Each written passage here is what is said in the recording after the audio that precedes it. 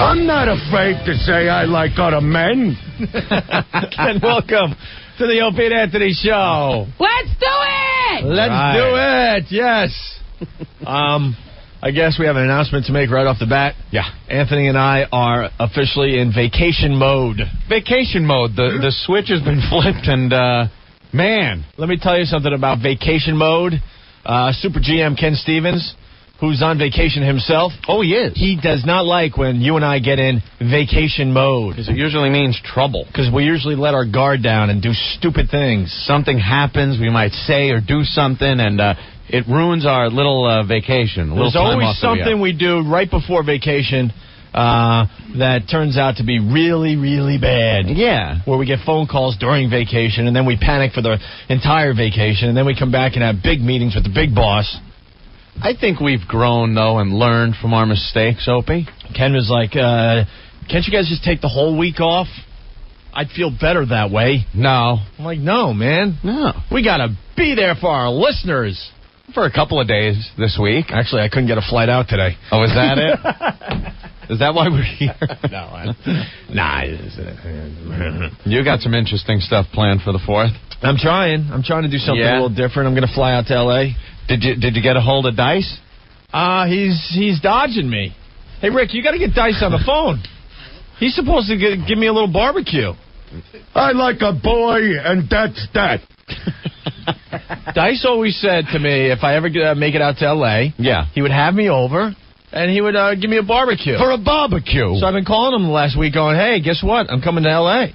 Yeah. It's time for you to get your little apron on and your big barbecue hat and cook me up some steaks. That's male harassment. It is.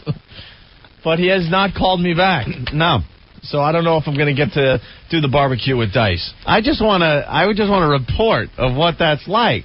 With the big chef hat and I'm the chef apron. Right. Look, what you got to do, you take your fork and you turn your steak like men did back on campfires with saber-toothed tigers when men were oysters. You hear? I hear me. Wouldn't that be a great scene? I think I'm doing it just to get an hour of radio for when we get back. Dice by the big barbecue. How you take it? Medium or well done? Medium. Yeah. Everyone knows that. Don't say well done. Hot dog or you bet? You bet. It's always you bet, right? You bet. Bosco or you bet? Bosco or you bet? You bet. You bet. Yeah. So I don't know. I'm hoping that I could make that happen on my little trip to L.A. Are you trying to hobnob a little? That would be hobnobbing. No, it was just one of those things. He always said, you ever make it out to L.A., I want to hang a little bit, and I want to give you a little barbecue. Barbecue. Yeah. So I'm calling him out on this one. Okay. Where's my barbecue? All right. So we'll see. And I just found out you're going to be on a boat in the middle of, the East River? Yeah, I got fireworks? I got to talk to Billy Mack. Dude. Hopefully he'll call. No, this could be the worst seafaring disaster since the Titanic. I swear to you. Yeah, I'm supposed to be heading into the East River with our pal Billy Mack. If you remember, Billy Mack, remember that WOW bus that we did where we went out to various locations around the area and handed out... Why did we do that this year? WOW stickers. We should. That was a great trip. We were a little... overzealous with our locations. We decided we were going to go up to Westchester and out to Long Island. It was ridiculous. We still owe them in Westchester, I know. Because we blew them off. We should explain. We rented this, limo bus. This thing was amazing. We had 3 or 4 kegs of Sam Adams on board and Red Bull and vodka. It was a rolling drunk truck. And other things. Yeah. And we decided we wanted to hit, every county that we broadcast in the New York City area? Yeah, it was going to be a huge sticker stop blowout with us doing the show live from the bus, which was from the bus. One of the hugest mistakes we ever made. Drinking like crazy, stopping every half hour. At bars, too. Sometimes some of the locations we stopped at were bars, so we went into the bars and we started drinking there. Like the booze on the bus wasn't enough. Yeah, and then I don't know, the first hour, it was some good stuff. Oh, yeah. And then we slowed down. We got big time. Hammered. And then all of a sudden we're like 2-3 hours late for the stops. Yeah, we got way behind in our schedule. At first we got it all scheduled out. Yeah. All right, we hit Brooklyn. Then we'll go back. We'll go into Jersey. We'll hit some locations there. We'll come back on the north side of Manhattan and then drive out to Long Island. It turned out to be a 5-borough bar crawl. Yeah. Because at like the first location, we're like, all right, we could do a shot. We could do a shot at a beer. Okay, cool. But we got to go. We got to get to Staten Island. And then we get to Staten Island, and it was like, by the time we got to Brooklyn, I guess Brooklyn was where it all turned, right? Yeah, we went to the Bean Post. The Bean Post. In Brooklyn. And for some reason, we couldn't leave the damn place. They treated us very well there with the Guinness and then shots. We were doing Jägermeister. Next thing you know, we're looking at the list of places we're supposed to be like, okay, look, we'll cancel this. I don't think we're that popular in Westchester and Yonkers, so let's get rid of that one right off the bat. I think it was our third location, Brooklyn, and we were scratching things off already. Let's see, Jersey. That small state, they won't miss us at all. I don't think we have many listeners there. And we're from Long Island, so they'll understand. I think we went to 2 places. we did get out to Long Island. We did. The last place we stopped there just was an unbelievable drunk. That was the day I knew Jim Norton was out of his effing mind, because we're at the bar at, what bar? Dublin Pub. Yeah, Dublin Pub. Yep. And Jimmy is talking to this girl, and he goes to me, look, because he's just having a normal conversation with his girl, like you would do in a bar, nothing too crazy, right? Sure. But the whole time he's talking to the girl, his whole entire mule, yam bag and all, is just kind of hanging out the front of his pants. He pulled it all out, and I think he laid it on her leg. At one point. I didn't lay it on the leg. I just leaned in, and it kind of bumped the jeans. But she had no clue what was going on. And I was looking on, laughing. I don't know if I've ever laughed that hard. I was trying to get Ann's attention. I'm like, dude. You got everyone's attention. I don't know if Ann saw it. No, I was hammered. But I wasn't seeing anything. It was so freaking funny, man. He's just standing there with his freaking mule out, talking to this chick. We get into the bus, and Billy Mack. Oh, we're getting back to Billy Mack, right. Billy Mack is at the back of the bus, just hammered. The guy was gone. Hammered. And he wound up losing his car in Brooklyn. We dropped him off in Brooklyn, right? And you get a call from him later. I can't find my car. I can't find my car. Thank God you can't find your car, man. He can drink. He drinks so fast. Like, you'll be drinking with him. It's safe to say that when he's off duty, not doing his job, that he likes to tip him back. He likes a few wobbly pops. He is a seasoned vet, too, let me tell you. Because you'll be drinking with him. I said wobbly pop for Toronto, by the way. A little wobbly pop. Yeah, they appreciate that up there. Go ahead. You'll be drinking pretty good, you know?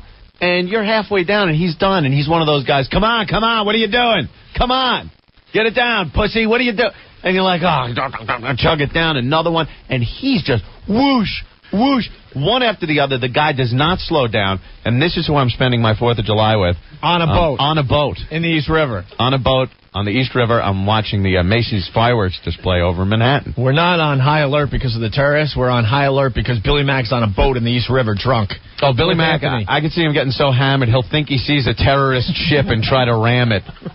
Ramming speed! I could see that happening. I figure it'll be very interesting. It'll be like Rodney Dangerfield on the water. And Frenchie's going, too. Oh, he'll be out there. Look at your stupid 4th of July. Your stupid American customs saget. We gave you that Statue of Liberty, you whore. Oh, here's Billy Mack now. Good. I can confirm my record. The captain of the Exxon Valdez. Hey, Billy. What'd you say, the Exxon Valdez? Yeah. We all know you can drink. What's going on the 4th, man? Well, actually, just what you described, I just got a phone call from Frenchie who told me to put the radio on. But I'll give you one better. I just went out on a golf outing and lost the keys to my car this time. You're a mess, Billy. So how big is the boat? Well, we hold about 225 people, but we're only going to put 125 on. Wow, that's a big goddamn boat. Yeah, it's not too bad. We're only going to have Bud and Bud Light, though. Yeah, right. What about the booze? Actually, if you want you got to supply your own booze. We're supplying the food. I like my Captain Morgan. I'll bring that along. I think I have a bottle of that for you. And where are we going to sit to watch? Actually, we have a primo spot. Some of my on-duty friends will be in the harbor helping us get as close as possible. I love this, man. We'll have to deal with that. It's going to turn out Anthony's going to be lighting the fireworks. I know it. He's going to be on the barge helping out Greasy. All right, everyone ready? Here we go. All right, listen, guys, I got to go because I'm loading the boat with as much beer as I can put on it. Au revoir. All right, Billy. Bye, Mr. Take Matt. care, boys. Peace. There you go. Hey, Frenchie. Hey, what's up, guys? Hey, Frenchie. Now you're going to Billy Mac bastard, huh? You're going to see how a real country celebrates its independence. Yeah, I think somebody's going to throw me overboard that day. Not your stupid Bastille Day. Shut up, you bitch. Bastille Day is so much better than your 4th of July. You suck ass, as always. You and your stupid fireworks and your stupid rockets. If we only had fireworks in World War II, we would defeat the Nazis without your help. Yeah, we would be on the moon by now, you stupid. But the French underground sets off our fireworks because we're all afraid of explosives. So the man in the beret with the cigarette sets them off. Yeah, but the resistance going to be there and kick your ass. Shut up. You belong in the dump and the Chateau d'If. You cannoli face. Faggot. Suck it. Whore. Shut up, you French faggot, you wussy. Why don't you walk in front of a truck and die? Yeah, go in the front of a bus and get rolled over and then picked up by a New York City garbage truck. If the fireworks scare you, French, you can crawl into the catacombs. No, I go and jump overboard. I swim my way back. I don't like the boom boom explosives. Reminds me of the Messerschmitts bombing our cities. You stupid ass, I want to put the stupid firework up your air and make you fly away, you stupid ass. Place on ground, light fuse, wait for French to surrender. Faggot, die! You can't take it, faggot. Oh, is that gunfire? Let me drop my weapons. I throw a grenade at your face, you stupid ass. What comes out of it? A flag that says bang, you faggot? Yeah, I'm going to be drunk and kill you, you dumbass. Pussy. Your stupid Eiffel Tower. Why did you put walls on that thing? You sit on the Eiffel Tower, you faggot. Huh? Okay, you faggot. Take it easy. See you Thursday. Oh. I don't like the way Frenchie sounded like he was doing an impression of Frenchie. Yeah, he starts doing an impression of himself. Let me tell you. And then he's like, oh, okay, guys. See you later. He's got a hint of an accent. Oh, okay, guys. PJ from New Jersey. Vacation mode, like you guys have a real job. Aren't you always on vacation? Well, he's right. You're right. No, vacation mode, me and Ben start drinking at 3:15. All right. What else were we going to do here? Today? I know. This guy's going to set Ben off big time. Hey, Matt, you're next on the Opie and Anthony Show. What's up? What's up, O&A? Where are you calling from? New Jersey. Oh, okay. Because you're on our national line, I was wondering. You were in New York City for the Gay Pride Parade yesterday, huh? No. I'm a cop shit. I go to Rutgers, right? So I deliver plants for people that buy nice cars. It's kind of like a thank you thing. Yeah. Anyway, I got to get a new... Anyway. Yeah. I'm on 38th Street, right? Hey, Matt. No. You realize it's the year 2002, right? Huh? You realize it's the year 2002, right? Oh, I understand, but I think it's just the funniest thing. That's the whole point. You should have seen these guys, though. It's just in songs, and I know it's New York City. Thank you, Matt. Matt was trying some trick that was really popular in 1988. Right. And it fell flat, real flat, and then he was trying to save face. Yeah. It's the year 2002, bro. You know, He Matt, thought we'd go, oh my God. Oh, no. Hey, Matt, why don't you give yourself a mullet and buy a Trans Am? Jesus, you outdated dope. I was, embarrassed for the guy. Yeah. Anyway, Ben was in the heart of the Gay Pride Parade yesterday. Well, you called me from it. You called him from... Wow, he gave you a little phone call? He goes, dude, I'm getting as east as possible. I can't handle this anymore. I went as far east as possible. It was just out of control. East Village. East Village. They take over downtown, man. It's amazing. Insane. And it's gotten to the point, I'll tell you, me personally, I could care what the gay people do down there. What's weird, could you give me the post? Sure, Angel Eyes, here. Ugh. Like, I could care what the hell the gay people do down there on that day, because I sure won't be down there. But it's great when you see kids Like some parents taking their kids to the gay parade just to watch a parade, you know? Hey, it's something to do. It's a nice day. We'll watch the parade.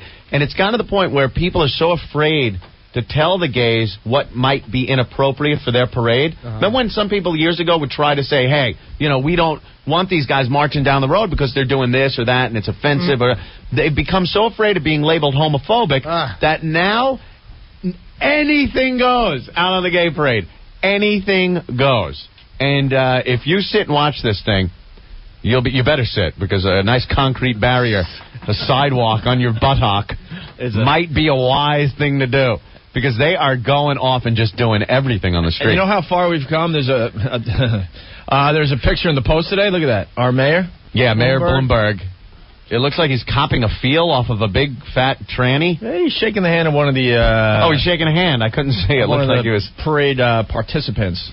We've come a long way. There's not many politicians that would have done that until recently. Yeah. They usually avoid. They used to avoid the gay pride parade. I just love the fact that, like, you know, the gay organizations are saying we want to be treated exactly the same as everyone else, but we'd like a parade to show you how different and alternative we are. Make up your mind, stupid asses. Do you want to be the same as everyone, or do you want to run around in dresses causing a ruckus? Different and alternative. They want to show how they have sex with each other, how they have man-on-man sex, what kink they prefer. Ben was giving me updates all day yesterday. At one point, he goes, dude, I think two guys are having sex right in front of my building. Of course they are. It's an F fest. First of all, you know how guys are. Guys just want to F all the time, and this is an excuse for guys to all get together. It's a big meat market for man junk. Yeah, but there's also negatives. Such an idiot. Ben, some of your visions from yesterday. The funniest thing of the whole day was the guy dressed in a gimp outfit walking down the street on like the gimp from Pulp Fiction. Yeah. With another guy whipping him. Wait, he was walking right down the middle of the street on his hands and knees? Walking down 7th Avenue on his hands and knees. It was the funniest thing. And a guy is whipping him. How many blocks can you do that for? That's what I was thinking. I was like, how the hell can this guy do it? It was hot yesterday. That's like a rubber or leather suit that the gimp was wearing. And they wonder why we don't want them as Boy Scout leaders. Can you just wear suits and behave and blah, blah, blah, and behind the scenes? You know, it was really sick. Well, right behind the gimp, there was a... Right? Wasn't that it? Sure. Oh. Yeah. And then Ben calls me and goes, dude, I just saw a guy with tees. Oh. It was crazy. Was it just a regular guy? It was a regular guy. And he had a set of jugs on him? Yeah. Was he wearing a shirt? Yeah. But he had cans. Huge. Humongous. Bigger than any of the ones in our contest. It was the funniest thing ever. That's great.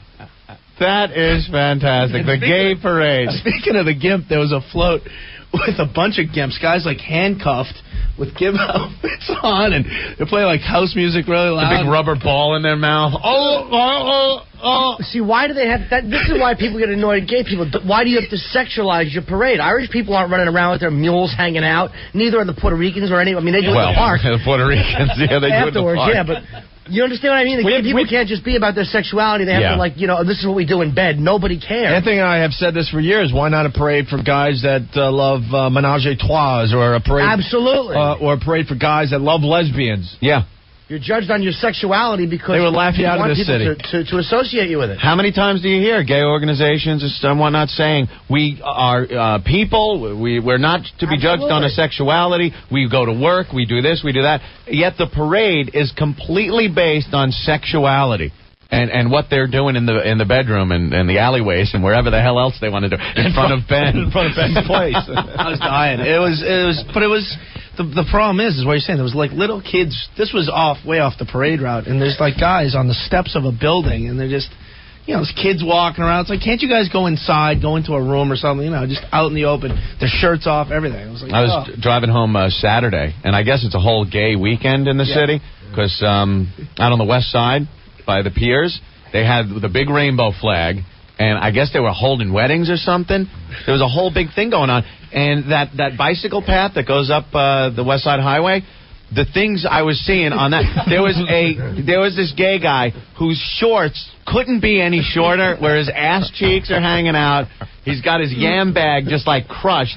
He's on rollerblades with a little poodle pulling him down the bike path. And I'm just like, I'm looking around and going, what the heck? What the?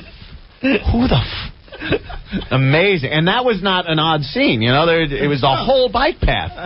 And, you know, you got little kids, bring, bring, bring, on their bicycles, just looking at half a hairy man-ass hanging out Daisy Dukes.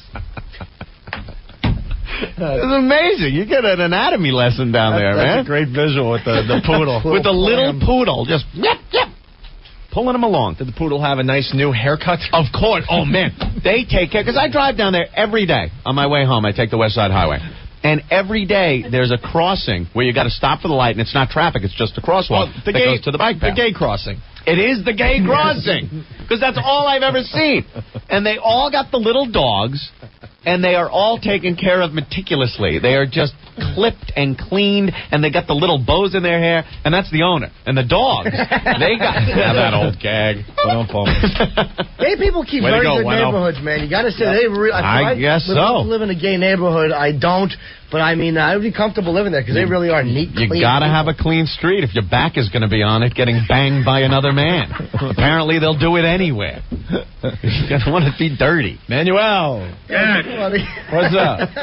Yeah, I was marching at the parade yesterday with the S&M crowd. Okay.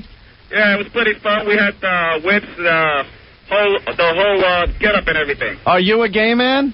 Yes. And you're a dominatrix type of gay man? S&M?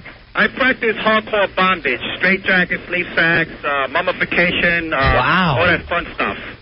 Do you like to be mummified, sir, or mummify others? I've been mummified before, and I also mummified others. Oh, well, you can't breathe. That's where they wrap them up real tight. That's sexy to dress up like a hostage and be brutally sodomized. Well, Jim Norton, you could try it. It'll get rid of your man boobs. Oh. Sir, that was a low blow to make fun of my meat. Thank you, Manuel. You rock. Your guys rock. All right. See, that's just it. Dressing up as a S&M, and you don't see the big blow up Garfield dressed up in handcuffs or the gimp thing during the Thanksgiving Day parade. Yeah. You don't see the Cat in the Hat taking one up the chute. Just a bunch of dumbbells wearing little turkey hats. Right. Gobble, gobble, gobble. You're a Stitch. You people getting hit with light posts, but nothing bad. Gay people got to bring out every facet of the, it's just something should be kept quiet. It's okay if you do it, but just don't cause a ruckus about it. Yeah, no ruckus.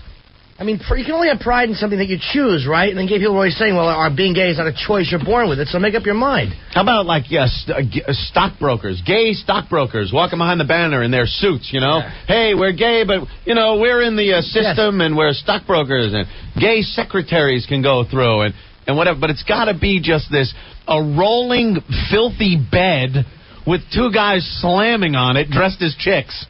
Like, what the... There's children watching. Straight people are awful not wanting us to teach their kids. Got the NYPD. Do you think that has any influence on it? Hey. Almighty. Mike, what's up? Idiots. Mikey. What's up? What's going on, guys? Hey, man. Let's go. A few years ago, I was working the Gay Pride Parade, and it was a long day. We were out there from 8 o'clock in the morning to 11 o'clock at night. And one of the flames came over and was all pissed off that we had closed off the street. So he was yelling at us. I gave him a dirty look, and then he goes, "Oh, what's the matter? Talk to me man to man." My partner had to pull me away before I ripped his throat out. Oh, Jesus Christ. Oh, you guys. No tolerance with the NYPD. They hate us. You guys need to go to some tolerance classes. No, they don't. The NYPD is fine. No tolerance classes. Oh, it's so funny to watch, though. The cops on the route, the parade route. And they're just looking like, Jesus Christ. Psycho Tim. Gentlemen, what's up? What's up, Timmy? Just to comment what Nora was saying. The faggots in Boston, they moved into this ghetto. It's called the South End now, which is very chic. But 10 years ago, they'd carjack you, you get stabbed in the throat. The fags moved in and the gangs moved out. Really? The fags pushed the gangs out. The fags. The faggots got rid of them all. The place is clean out. They grow flowers there, and you can actually walk to the street without getting killed. You might get hit on, but... When you're a fag all the way. From your first D in your mouth. I just love how... To the last D in your A. I just love how Boston tells it, man. Yeah, Boston's not like, well, the gay community moved into it. The fags came in and pushed the niggas out. That's pretty much what he's saying. Thank you, Mr. Mayor. Exactly. All right, See you later, sweeties. Bye, Angel Toes. Friggin' Boston, man. Yeah, the fags took over that neighborhood.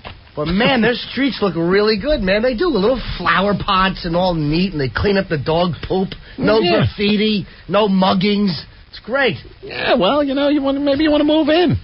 All right. A lot of people checking in, Anthony. We got to take a break, but looks like a lot of people checked out the festivities yesterday. Yes. So we'll go to you guys in just a bit. You're checking out the Opie and Anthony show. We're in vacation mode, but having a good time already. A couple phone numbers in the New York City area, 877-692-1027. Outside of New York City, write this down. You're going to need it eventually for a very interactive radio show. 866-277-4WOW. 866-277-4WOW. I'm hearing there's a guy on the line that got very injured. Oh, no. The Gay Pride Parade. Oh, I was very injured at the Gay Pride Parade. Yesterday, huh? Oh. So what happened to you? Well, I went down there because it was for Gay Pride. Yeah. But I thought it was gay was happy. Like in the Flintstone song, we'll have a gay old time. So you thought just it would be very festive. People would be just having a happy time. Oh, I was wrong. Yeah? Boy, the weather yesterday was the Triple H's. What do you mean the Triple H's? Hazy, hot, and homo. I didn't know. Oh. I wanted to march in the parade. Yeah? So I just joined in. Uh-huh. And a young man said, march in front of me. I'll bring up your rear. And, he did. Oh. And I started chanting with the rest of them. Because I didn't know. We're here. We're queer. We're fabulous. Get used to us. We're here. We're queer. That didn't go over too well. No. Then I went on one of the rides they had set up. What do you mean they had rides at the Gay Pride Parade? Richard Gere's Tunnel of Terror. It's like a slide, but you dress up like a gerbil. And slide in, and I was banged about on some faux intestines. And I had just gotten back from England. Yeah? So I got used to calling cigarettes fags. Okay. So I was going around going, hey, give me a fag. I need a fag in my mouth now. I said, look, I'm dying for a nice big fag to suck on. And all of a sudden, this grown man puts his stuff in my face. Whoa! Well, you could imagine my shock. Yeah, how was it? Suing for that. So I ducked out into a bar. All the stools were upside down. That old gag. But I did find some lovely ladies in there. Oh, finally. Ladies at the Gay Pride Parade, huh? Well, I'm quite the stud. Yeah? I was making time with them and making out at the bar. Oh, yeah. This poor girl, though, she had something in her throat. Why? That she couldn't swallow because it was making a lump in front. I was going at it. That was a dude. Because then I saw something twitching in her dress. So I picked up a bottle and hit it. And she punched me. I thought it was a rat. Then some man asked if he could push in my stool for me. That old gag. So I ran out of there and caught the parade, more of the parade. Yeah. I saw the baton twirlers. Yeah. They were spinning the batons. But you should see how they catch these things. How do they catch them? Well, put it this way. They could do a handstand and catch it. Because that's what they were doing. All I know is I maybe had too much to drink, and I woke up dressed as the Indian from the Village People with my ass burning. In a place called the Pile Driver. So I'm suing all involved. I'm very injured. All right. I can't sit down. God damn it. All right. Well, I'm sorry to hear that you got injured at the Gay Pride Parade. There he goes. Very nice. Lisa's on the phone. She's got a problem, Anthony. Earl, what happened? Lisa, what's wrong? Lisa. Hello? Did she chicken out? Lisa's one of the girls in the WOW contest, and she's not happy with her pictures. Let me look. What number? And she wants a reshoot. By the way, we're still qualifying ladies for the WOW contest. $5,000 up for grabs, courtesy of RisqueVideo.com. And we had quite a day on Friday. We had a lot of girls enter the contest. A lot of girls from Columbus. We had a few in New York here. Lisa from who? From where? Lisa, probably contestant number 57, right? Because I'm looking at 44 from Dallas, and she don't need a reshoot. It's contestant number 57, Lisa. All right, they're humongous. Columbus. That's her. I wish she would call back. I want to know what she thinks is wrong with her pictures. She's in them. Oh, stop, Rick. You were the one that took the pictures. Yeah. That's all I can do. All right, hopefully she'll call back. Maybe it was Opie's moose nose comment. Oh, sorry, Opie. Jeez, how did that slip out? We are in vacation mode. All right. I don't know. We're not going to look after each other today, huh? No one's going to be looking after their pals today. I see where this is going. I'm okay with that. Every man for themselves from here until 7 o'clock tomorrow. Ouch. Sheep Lover from Jersey. Hardcore was on last night. Yeah. Like at 1:45 a.m. Damn, that movie is funny. That movie's not supposed to be funny, but it really is funny. I watched it myself last night on Encore. And as I'm watching, and he's, it's George C. Scott. His daughter runs off while she's at some church retreat in California. He's from Michigan. And she runs off and disappears. And all of a sudden, the private detective, what's his name? Peter Boyle? Peter Boyle finds a little 8mm tape. And he goes to a porno theater that I guess his buddy gave him the key for, so he could give George C. Scott a private screening of his daughter getting double-teamed by a couple of these fag 70s porno guys. I think it was San Francisco, right? No, at that point... Wasn't it the seedy underbelly of San Francisco that she ended up in? No, I thought that, too. She ended up in San Diego, and then they went up to San Francisco. But the film was showed to him in Michigan. He actually found a porno theater in Michigan to show him the screening. You won't say the ending, will you? Because I haven't seen it in a long time. I actually forgot the ending. Really? Yeah, I'll leave if you're going to say the ending. Seriously. Well, I think he finds his daughter, Jimmy. Yeah, it's one of those, I won't tell you how or where or what, but, I don't even remember, but I would assume that he finds her, right? I just like how he has to get into that seedy underworld, and he's going into peep shows and these places where you get body-to-body contact for $20 a half hour, $30 for an hour. Tips are accepted by the girls. They gave him the same line every time. Bank AmeriCard is accepted. Bank AmeriCard? Bank AmeriCard. Oh, man. And all I was thinking as I'm doing this is like this whole place he was walking down was amazing. Both sides of the street, porno everywhere throughout this whole city. This is Nortonville. I was thinking this would be the city if Norton was the mayor. Everywhere you walked, it was just... Why are you surprised? That's how Times Square used to be. I know, how soon you when forget. We used to come in when we were in high school from when it Long rocked. Island. But when he's got to stand there, he's trying to find his daughter, so he portrays the movie producer trying to cast a movie. Yeah, he's getting a porno together. And he was in a seedy, motel? He was in some seedy motel. He put an ad in a paper, and he starts getting people responding because he was waiting for the guy to come in that was in the film with his daughter.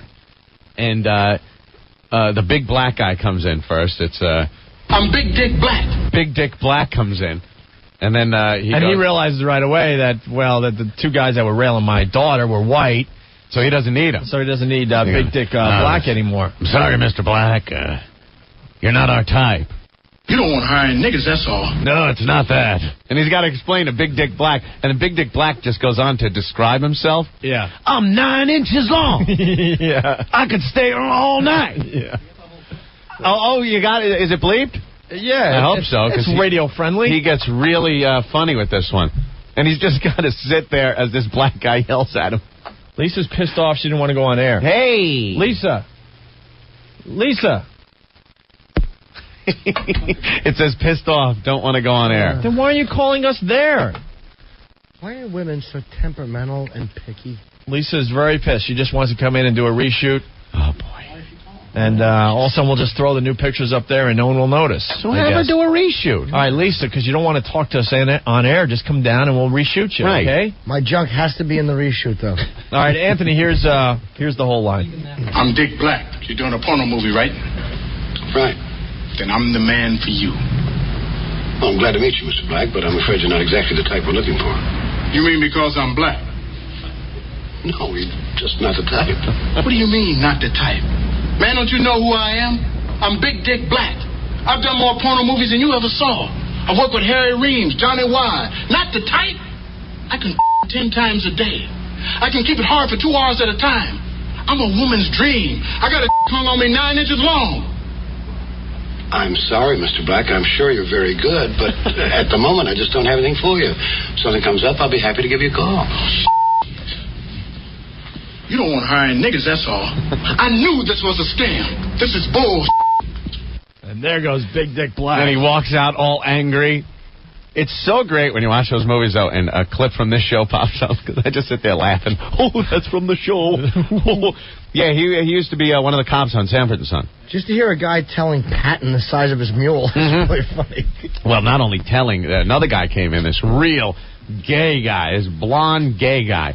He walks in, and, again, George C. Scott realizes it's not the guy. Did he have the 70s gay porno mustache? No, he was like a younger gay guy. So he had the blonde hair, but no mustache. Much too young, no body hair. And he disgusted me. Blonde? Was he blonde? He was blonde. Aha. As he takes a glance at Opie. He came and he realizes that it's not the guy. So the guy gives him his resume, which is just a porno magazine full of pictures. And he goes, all right, well, we'll get back to you. Thank you. We have your contact number. He goes, well, don't you want to see my stuff? And George C. Scott now is just, his head is down. He goes, all right. And they do the camera shot between his legs, like right between the gay guy's legs from the back. So you can see George C. Scott sitting on the couch, but it's from between his legs. And he pulls his pants down. You just see George C. Scott's face go, ugh. All right, great. Yeah, great. didn't he say something like that? That'll be enough. He goes, that's very nice. He didn't say that, did he? He did. Very nice. Yeah. Great. Go. That is such a great movie. Really is. And then, of course, just because of George C. Scott, and it's funny. It really, and the kicker, that scene where he's in the movie theater watching his daughter, and he loses his effing mind. Do we have that one? Yeah, because that's one of our favorites. I had it up here. Listen, and to see him grabbing the backs of the seats in front of him and shaking them as his daughter's tag team and 2 guys. You can hear the movie obviously playing. Turn it off. Turn it off. Turn it off.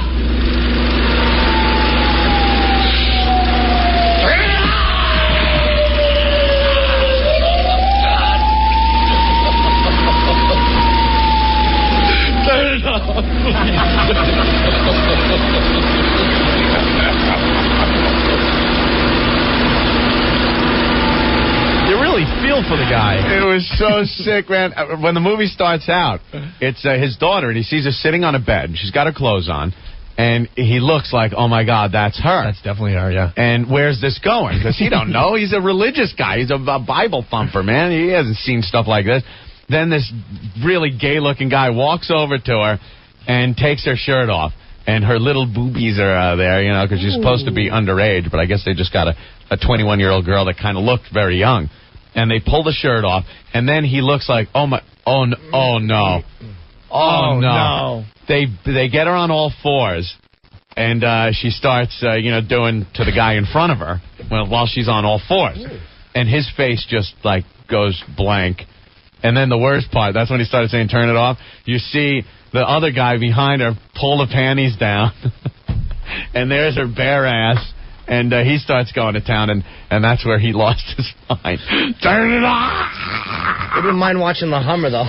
No. Bruce, what's going on? Hey, listen, guys, I saw that last night. It's ironic I was up that time of night, but hey, the funniest thing in the whole damn thing was the collar on that shirt that he had when he was with that young girl looking for his daughter. The collar was like a hang glider on his on his shirt. It was incredible, right? Those big, wide 70s lapels on the jackets and on the shirts. Nice print too. All right. And he got those jeans with the design on the back, on the pockets, and around the. Was it Sassoon? Sassoon. And the shirt, the multicolored shirt.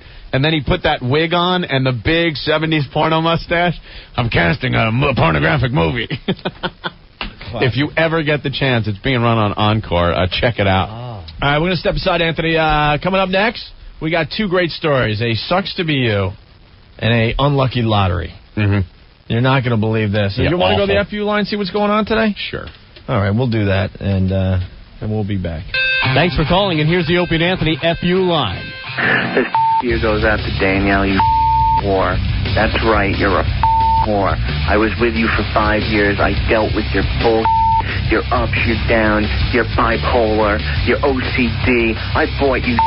I gave you things. I sent you everywhere you wanted to go. We went on vacation. We did everything. I took you back. You told me you loved me. We got engaged again. I played it by your rules. And all this time, a year and a half, you've been my friend. That's off.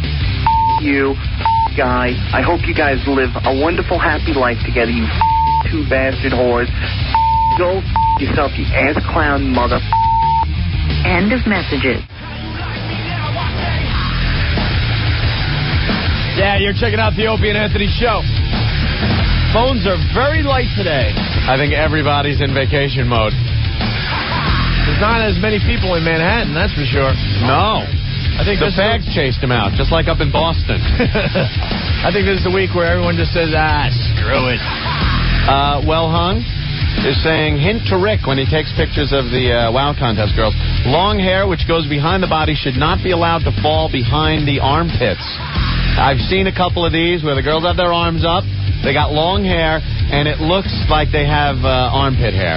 So maybe Mr. Rick can take care of that. And Tuttle is saying Hardcore will be on tonight at 2:10 a.m. on Encore, just in case you want to watch it. Set your VCRs, I'm telling you. Yeah, you'll love it.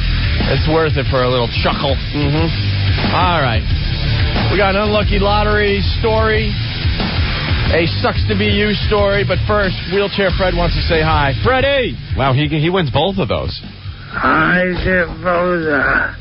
Don't use that kind of language. An FU2, Wheelchair Fred. No, He wants to thank us. I'm sorry. I thought you were Am I telling the only us. one that speaks Wheelchair Fred these days? I thought he said FU. What happened to your ears, Anthony? I don't know. Thank you. Yeah, all right. You want to thank us for what? She gave me the nickname Wheelchair Fred 7 years ago. We something. Give him the nickname Wheelchair Fred. We gave you the nickname Wheelchair Fred many years ago. Before on the air, he goes Wheelchair Fred. And how's it working out for you? Well, first I didn't like it, but to like it now. It's like I'm famous, don't you know? Oh, because it made you famous. Yeah. And that's why you're thanking us today? Yeah. I met a girl the other night. You met a girl the other night. I heard that. No, nothing happened to her. She's a very nice girl. Nothing happened. She's a very nice girl. And how did just talking? She was totally accepting of me. She was totally accepting of and you? She said I can understand girl could be bi. Is she like the blind girl from Mask? And she understands that he's bi. Oh, really? You're officially saying that you're bi now, Fred? I guess so. Well, how else would you say it? Yeah, I guess if you suck a D, that puts you right in that category. Yeah, it only takes one. It only takes one. Did what? You only did it once. It doesn't matter. Right. Fred. Yeah, what? How did you meet this girl? Was it because you're Wheelchair Fred and she knows that? Yeah. Oh, and she was being all cold to you? What happened? You were at a bar? Yeah, the bar, the Chicken Bone. The Chicken Bone over there in Framingham. Yeah. Where I live. All right, and I think final action around here is like usually people ignore me. Except for you guys, you're weird. Okay, I'm lost on that one. I didn't get one word. Yeah. Most people ignore me. Oh, most people ignore you, but then you guys are weird. Because you guys are so weird? Yeah. Yeah, it's us. Why? Yeah, don't blame us because they're ignoring your mutant body. You guys are weird, so don't ignore me. Now, what happened? Did she come up to you and she heard you talking or something? How did she approach you? She at the bar. And you went up to her? I went up to the bar. She said, "You're wheelchair friend." And I just said, "No, but." You what? I said, "No kidding." You said I'm not wheelchair Fred. I'm just kidding. What? She said, "Are you wheelchair Fred?" Uh-huh. Are you really wheelchair Fred? Duh. I said, "No." I said, "But he." It's not like people are dressing up as wheelchair Fred and going to bars to get laid. No, I'm Stephen Hawking. The universe is going to end. Let me talk to you about quantum physics. Well, do you want to get into my black hole? Many men have been there. I'm an expert on Uranus. Can I get serious? Can you get serious? Yeah. It's impossible with that voice. But try it. Go ahead. It's true. Go ahead. Try to get serious. Let me try. All right. Are you going to cry? No. Uh-oh. You know how those people talk about being prejudiced? You know how what? All these people, all these black people going to use prejudice towards black people. Prejudice? That black people use prejudice as what? Things, the fact that people will prejudice towards blacks are Chinese. I heard Chinese, too. I think the blacks are warring with the Chinese. Oh, my God. Run to your shelters. No, people are prejudiced towards them. Oh, towards blacks and Chinese. Okay. And black Chinese are prejudiced towards the handicapped people. Oh, there's handicap prejudice, too, there, Fred, right? Yeah, you How does know that what it's like for me, to fight through life. Well, now, I know, like, black people might go into a store and they'll be followed around because people will assume that they're going to steal something. How are you affected by handicapped racism or prejudice, Fred? Well, for instance, I was in the bank the other day with somebody else. You guys get all... I was in the bank with somebody else. And the phone took right over my head to the person. She couldn't see you. Wait, what did he say? He said that he was at the bank with someone else, and the teller looked right over his head and took the other person in line. She couldn't prejudice him. She just couldn't see you. She couldn't see you, Fred. No, you're in a wheelchair. You got to get a little hunky horn so they know to look down at you. Fred, get a stick with a picture of your face on it.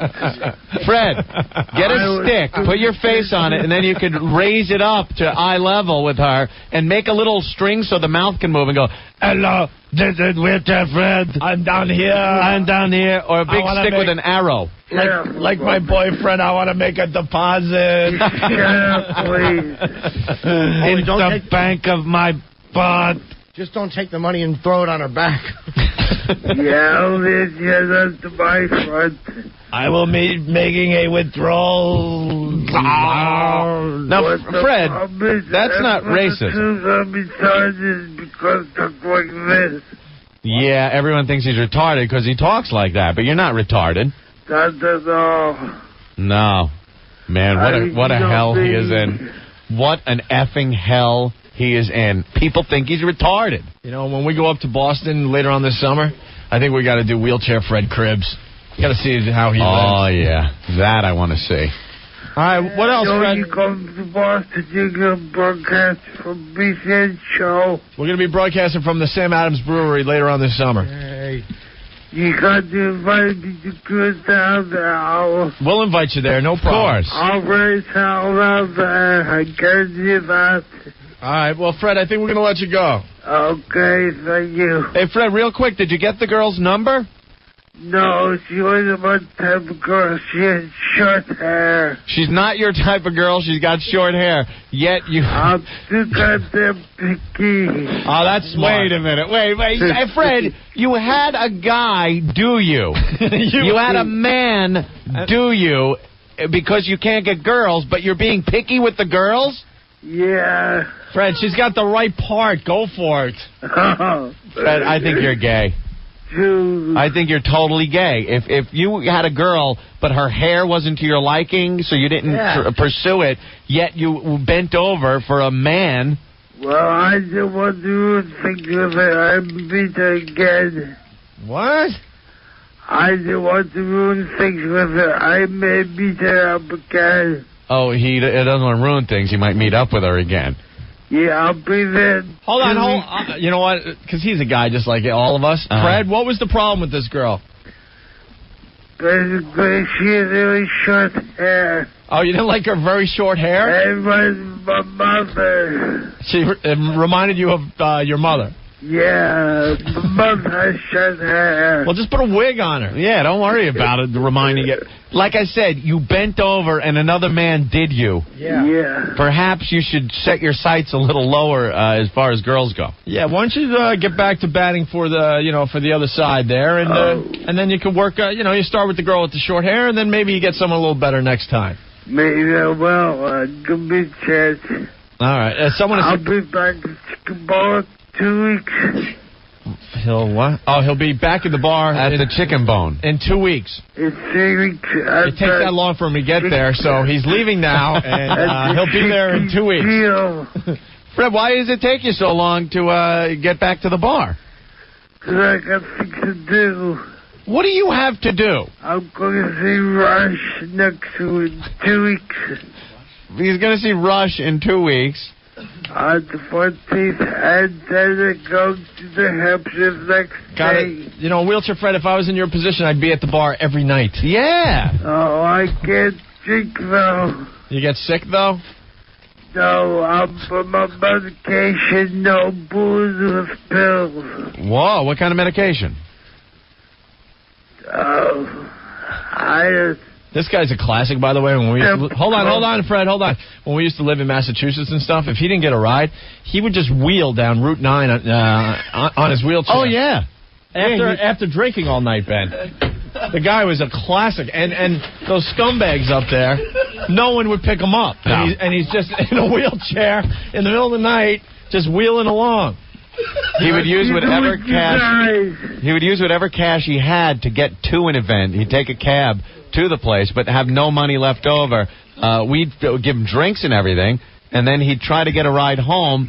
No one would take him home. Everyone would bolt, and he'd be outside the venue, and then you just see him pull out of the parking lot on his wheelchair, and just there's the back of Fred's wheelchair heading down the highway on Route 9 in winter. Yeah, in the winter. Didn't matter. All right, Fred. What else? What else were you going to say, Fred? You give me a ride either. I gave you plenty of rides. You know that. Opie took you home a few times.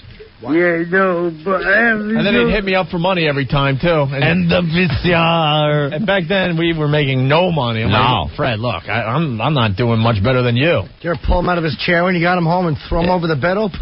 No, it was just... No, darn it. Anthony, are you still married? Hell no. The old wife of yours was real hottie. What'd he say? The ex-wife of yours was real hottie, too. Oh, there you go. Yeah, doing over her. I'd rather have put up with your speech. Oh, too bad. Yeah. Messed you up. That's okay, Fred. I'm fine with it, believe me. All right, Fred. We're going to let you go. Thank you for caring. Okay. Anything else you want to say today? You can't. You can't say anything. I can't. What? Oh, I don't say. God, this is painful. What? Go for it. What? The gay rights parade. Go for it. Oh, the gay pride parade. Oh, you should have been it. Yeah. Imagine all the guys you could have gotten that night. Yeah. You know what? If you were down here for the gay pride parade, you'd be the only gay guy not getting laid that night. You're probably right. Just throw him down on the grass somewhere, his legs all just bent up. Turn it brutish. Fred would star in a bukkake film. There's too much scrambling because the way. Bukkake. You just lay in the middle of Broadway, just all messed up. Hey, what happened? Did a flock of pigeons attack him? Look at the twisty feet on that statue. All right, Fred. We'll talk to you soon, all right? Go the other way. Hey, some advice from your pals O&A. You should have went for the short-haired girl. Yeah. You got to start somewhere. Oh, I don't want to. It sure beats man butt. Oh, stupid. What? I had dark in like 2 years. All right, I don't know what that I'm doing myself. Oh, he does himself now. For 2 years. Oh, you haven't done the man butt thing in 2 years? Yeah, on the girl. You're still healing. Ooh. Yeah. Tight. Yeah. All right, Fred, give us your catchphrase. I'm not getting desperate. That's right. Okay. And my second favorite, you got to do I'm not an animal. I'm not an animal. All right. Wheelchair Fred. Thank you. Okay, thank you, fellas. Bye. All right, there you go. Bye, Angel Spine. Thank you, fellas. Hey, fella, bend me over, fella. Keith, what's going on? Yo, doesn't he sound like Arnold Schwarzenegger after he had a stroke? Like, it's not too much. Dylan. Get awesome. to the chopper.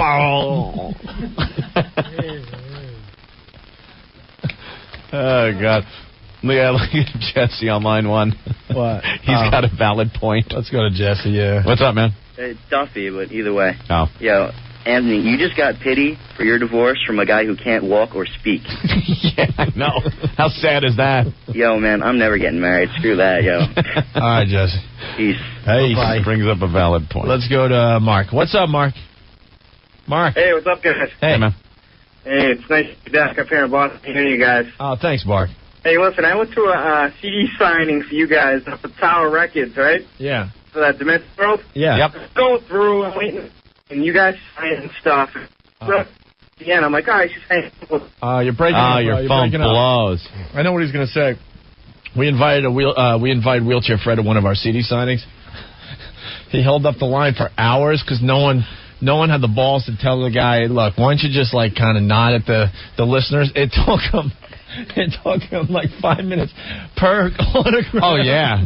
And it still looked like nothing, but no one had the balls to go, wow, maybe this wasn't a good idea. He actually stopped writing wheelchair. He used to write W.C. Fred. Right. W.C. Fred. Oh. And he'd write W.C. Fred, but it took forever. And the people would wait online, and I would sign it, Opie would sign it, and they'd feel bad. They would want to walk away because they really didn't even want Fred's signature, but they felt guilty, so they'd put the stuff down in front of him and go, okay. W. That's why the CD sold so well, because Fred would wreck their CD and they'd go buy They'd another have to buy another one. People would go, who's Water Closet Fred? Lenny, what's going on? What's going on, guys? Hey. Hey, I was just thinking, I know you guys did a thing a while ago with, with that guy, the Gimp. Yeah. And have a phrase and, guess what he says. I think that would be perfect. Yeah, we're Do gonna. with Wheelchair Fred. I think we're gonna bring that bit back. That's not a bad idea. All right. All right, Lenny. Thank you. You guys have a good vacation. Hey. All right, man. We're only taking a few days. Well, enjoy. Nothing too major. Thanks, bro. All right. Bye, Len. Hey, Justin. What's going on? Yeah, what's going on, guys? Hey. Yo, I heard you guys saying you're coming to the Sam Adams Brewery. Is that true? Yeah. Sometime in August. Yeah.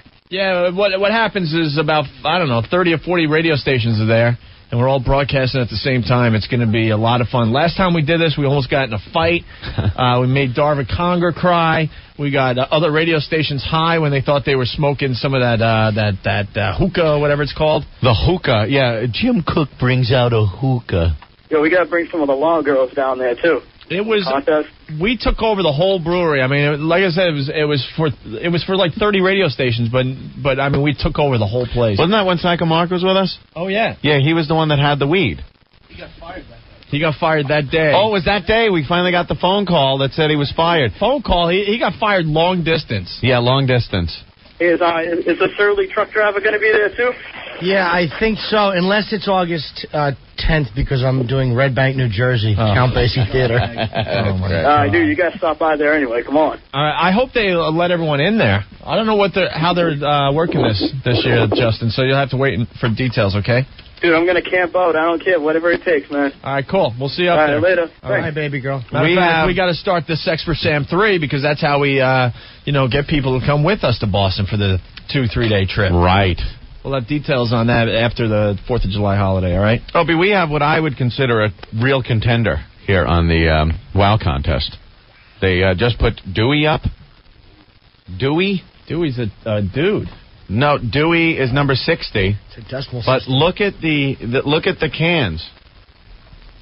Those are like pretty good. Oh, she came in Friday. This girl's beautiful. Sexy. Look at those cans. Those are beautiful, and those are natural. Natural, and the shape is just Let me remind everyone out there, we had a lot of breast implants last time we did this. Mm-hmm.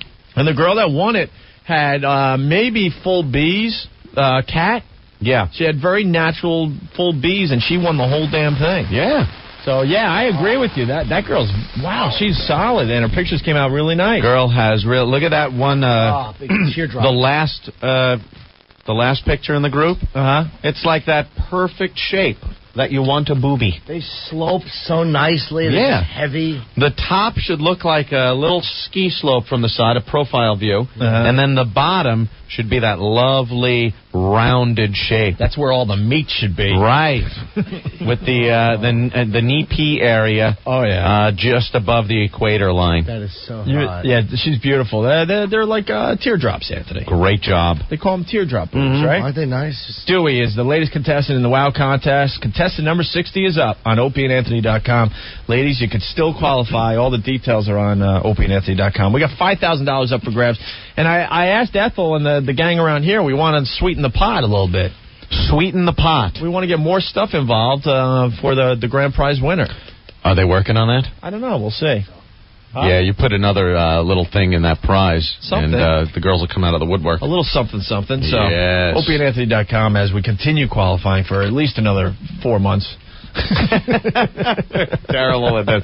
But come on, it's not like every day we're spending hours on this. Does everybody have their doll? Yeah, everyone has their Black Earl dolls. Look, if nobody knows what Black Earl looks like, you, too, can have your own Earl action figure. All you have to do is go to McDonald's.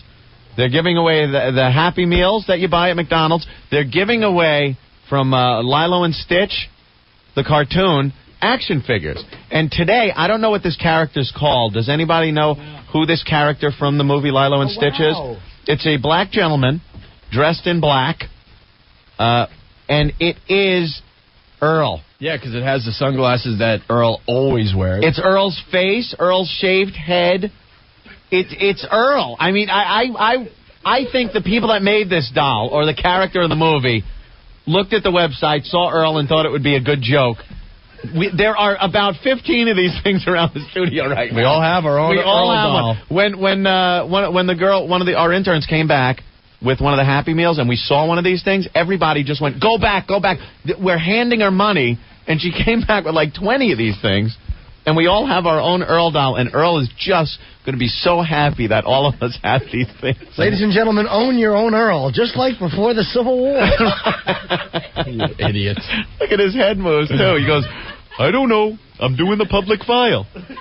You can make his head move. I've decided to start talking to you guys. His name is Cobra Bubbles in the movie. Well, that's Earl. Cobra Bubbles. That's Earl. This is better than the last cartoon character that we thought looked like Earl. Guys, it's been 2 weeks and I'm not mad at you anymore. I'm ready to talk. Can we talk? Look, I move his arms. Give me a hug. See? You open his arms up and he's hugging Earl. Can we all just get along? What's this for? I don't understand. I guess he sits on a platform. Surfboard. I haven't seen him. Does he surf in his black suit? Surfboard. That's a little too much action for Earl. He's all in black. He's got the glasses. It is amazing. Pick up your own Earl, I guess. And how racist is that to have the black guy on a surfboard? What? Is it a surfboard? Maybe a snowboard. No, it's a surfboard. Well, snowboard's even worse. I'm snowboarding. Is there a hole in the back of his head? All right. Hey, Chrissy was on the line, but she hung up because we went off on a tangent.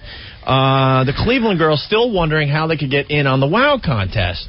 Oh, because the place, the location that they were taking the pictures, since they're not allowed to take pictures in the building the studio is in. I will be very embarrassed if Cleveland doesn't represent this contest because we're blowing up in Cleveland. It was rated.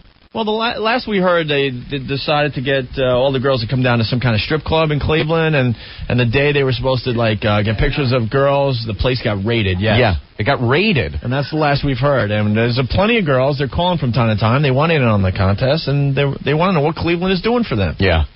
I don't know. I don't know what to tell you. We don't have a line on where they could take pictures? Hell, Ben? Ben, they're working on it. Hell, drive down to New York if you have to. We'll take them here.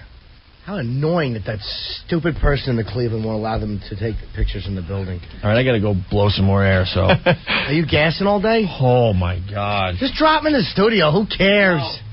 No. Come on, toughen up. Al is saying if it's Earl, it's an inaction figure. You have to say blow air. That's fine. It's a lack of action figure. That's really funny. No batteries included because you don't need them. Yeah, it doesn't do anything. All this does is its head moves back and forth. This is perfect. And he even has the same Earl pout. Yeah, he's all like, When we piss off Earl, this is exactly how he looks. Really looks like Earl. Guys, I'm offended. I'm not going to talk for 3 weeks now. Care, Earl. What is that? Boy, I really care that you're not talking to me. What is the black thing behind it? You put your finger? It looked like little sunglasses. Steve told me that's to push to... Oh, God. Oh, God, that is disgusting. Dude, that's going to smell like spoiled meat. I just picture a pouty bottom lip going... All right. Yep. Unlucky lottery and sucks to be you when we come back. The Opie and Anthony Show, 102.7 WNEW. And we're back with the O&A Show. Bunch of people calling in with their own version of Sucks to Be You, Anthony. Yes. I thought we were just going to read one of these stories, but it seems like there's a few of them out there. Jason, what's going on? Hey, what's up, O&A? How you guys doing? Pretty good, man. Oh, man, I got this great Sucks to Be You story for you guys. I was at a bar back in October, just after I turned 21, feeling pathetic about myself. I am completely and utterly obliterated. I'm down $80 in alcohol. And next thing I realize, this woman's calling me over to the bar, right? When this woman calls me over, I'm thinking, oh, this is great. Maybe I might get a little, as Norton says, hubba, hubba, hubba. And as soon as I go over there, we're talking and BSing. Turns out, by the end of the night, I get ready to go home. Guy knocks on my window. I tell him I'm too drunk. I don't want to go back and drink anymore. Knocks again. I tell him that again. Knocks again. I roll down my window. Guy says to me, dude, how do you know her? I go, I just met her at the bar. Why? He said, then you don't know. I look at the guy and say, what? He goes, dude, that's a dude. And I'm just there like, oh, sweet, merciful crap. Good return. Back in. Oh, get quick. Over the net. Nice, right? Dude, it sucked. Hardcore. Get this. Good volley going. Thanks. Game point. Oh, damn. Oh, it was horrible. Yeah. Floor. All right, Jason, thank you. Hey, thank you guys. Oh, hey, Norton. Jeez. Oh, Jesus. You almost had to break out the tennis. Here's how I knew that story was going to be horrible. Because right from the start. Second sentence anyway, right up to my 21st birthday, which really, that little asterisk and aside had nothing to do with it. It didn't help the story. It wasn't informative. I knew that one was going down. Jake, what's going on? Hey, guys, what's going on? Hey. So, there's this guy, 53 years, he's a postal worker in Boston. And he's the State House postal worker. He delivers mail to the governor, all this stuff. He goes to his retirement ceremony on Friday and collapses and dies at his retirement ceremony.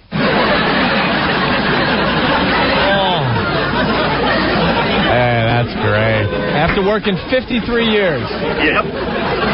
53 years for the Postal Service, and he dies at his retirement ceremony. That's sick. Life Hey, I want to bash your old station. What? I want to bash your old station for a minute. Which old station? Up in Boston. Oh, okay. Only because I used to do a radio show myself, and I went and applied there. Uh-huh. And I used to do morning radio over in Tokyo. And can I say Dave Dickless? Is that cool to say? Or are you going to leave that up? Yeah, all right. Sure. He offered me a street team position. What a jackass. Could be part of the street team. Oh, what an ass. I can't. What an ass. Have some pride. Anyway. All right, Jake. Thanks, man. Good job. Wear the giraffe suit. Have some pride. Yeah. Hand out the bumper stickers. Have some pride. Have some pride. Those boys depend on us. All right, Anthony, this was the most unbelievable story of the weekend. Even more unbelievable than the Met that dropped on the ground and started having seizures after smoking pot after the game. Got some bad weed. Oh, yes, that's a good story, too. Maybe you shouldn't smoke in the parking lot of the stadium. Anyway, SUV kills video man at wedding. Listen to this. The superhero video man? Huh? No, I thought there was a superhero and he died when SUV killed him. SUV kills video man. We told everyone we're in vacation mode, right? Yeah. Okay. The wedding photographer there, Anthony. Yeah. Check this out. A wedding photographer was struck and killed by a sports utility vehicle yesterday as he was videotaping a couple leaving a Long Island catering hall. Now you might be asking yourself, well, how did this happen? Yeah. That he didn't see the SUV coming. Let me continue. Umar Khwajaja, 22, was walking backward as he taped the newlywed couple exiting this catering hall in Hicksville shortly after 2 a.m., Anthony. Oh, boy. He stepped off the curb, which should have been a hint that he's walking backward a little too far. Now you're in the road. He stepped off the curb onto Old Country Road and was hit by a Ford Explorer. Oh. Old Country Road, very well-traveled road, too. Yes. It's not like a little side street that a car might have been passing. Heavy traffic. The photographer gets killed by a truck. Hi-ho, the Dario. I wonder if they took out his spleen and she rubbed it on the groom's face and they all laughed. Stupid jackass. What an idiot.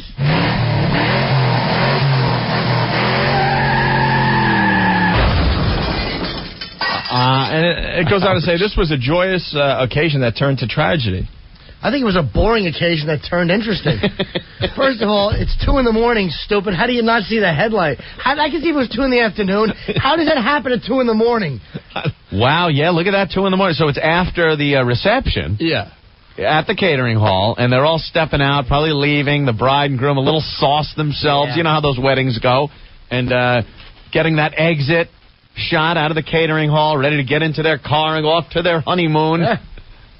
I want to see that tape. It's seen at a pet cemetery. That's really nice on your wedding night. I want to see that tape. I wonder if the wedding couple has to pay for that video.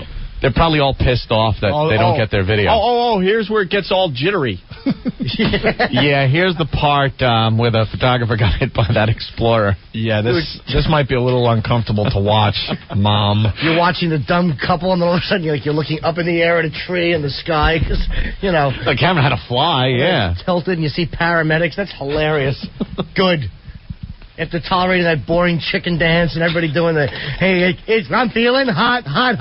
That's the only thing that would have made me happier is if it would have happened to an entire conga line of people. How great would that have been? John, what's going on? Hey, guys. Hey. Man, I have this aunt who spent like $2,000 on a miniature poodle. Looked in the backyard, a crow freaking picked it up and flew it away. Oh, that's great. I know, man. $2,000 on a dog and a crow took it? Crow. She was down in Florida, in Boca, spent $2,000 in this thing. Next week she got another one. Wow. Did she crow-proof it? That is great. Norton, you rule. Thanks, Angel Toes. My mother put me in charge of her. She had just gotten a kitten. Little kitten. Aww. It's the first animal she's had in years. This is going back. I'm talking maybe 15 years ago now. And she Before or after the Met thing? Oh, this is after the Met thing. Okay. Thank you for bringing that up, Opie. You got to go to that party on the 28th, and Sal's going to be there, so you better watch what you say. Just ask it. I need a frame of reference. Party? You're invited. You're not invited. You can't come. I'm sorry, you can't come. Oh, are you Catholic? You can't come. They invited me. They didn't say nothing about you. How about you mow my lawn? Okay, then come by the party after. I ain't even dressed for a party. Ah? How did you get crippled? I slipped on a banana peel. Hey, you know, John brings up a good point. John, go ahead. I'm just curious, is it in bad taste to submit that to America's Funniest Home Videos? Oh, that is hilarious. You know what? 10 grand is 10 grand. You know what they should do? They should put it on cable or pay-per-view. How many people would check out, like, you know, America's Home Videos gone wrong? Norton would be number one. Put Bob Saget in there. Okay, let me back up and get a good picture of the groom. Oh, no, I'm being killed. Yeah, the bad voiceover and then the sound effect. Boing, boing. Guys, you have a good day. All right. Much love, Norton. Take care, buddy. Thank you. Boing. That really is awful. Wouldn't you watch a show like that, though? My friend Barry used to do weddings. He had a wedding photography company or whatever, and he said one time he was filming a wedding. Oh. Yeah, the bad sound effects.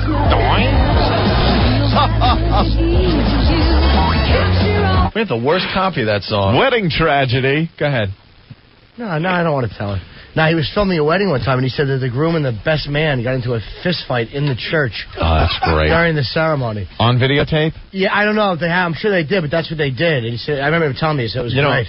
Photographers are pains in the asses at the wedding. They're getting in the way. They're always in the way. I was at a wedding recently. They now have spotlights all over the dance floor. Yeah. It's a good video. It's like I think you're taking away from the moment. The pictures always stink, too. They're all melodramatic and overposed. Yeah. Stretch out that whore's dress till it takes up half the lawn.